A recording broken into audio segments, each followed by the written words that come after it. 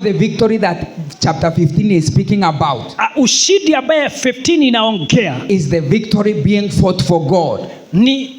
Ni ushindi ambaye anapiganiwa na Mungu. Not Abraham himself fighting. Si Ibrahimu anapigana. It is God fighting for Abraham. Ni Mungu anapigania Abrahamu. The reason why he is fighting for him. Kwa nini Mungu anapigania Abrahamu? Is because in verse 14. Kwa sababu mahali 14 pale he gave his tithe faithfully. Maana alitoa sehemu ya 10 kwa aminifu. Every time that you give your tithe. Wakati unatoa sehemu ya 10. You are telling God fight for me. Unaambia Mungu nipiganie. You are telling God intervene in my situation. Ni kuambia Mungu igilia maisha yangu. It's like you are allowing God to speak something in your life. Ni kuambia Mungu igilia sasa maisha yangu. If you want to go far in this life. Kama unataka kwenda mbali katika haya maisha. Make sure that you pay your tithe faithfully. Angalia unalipa zaka zako sehemu ya 10 kwa Sometimes I know tithe sometimes is tempting.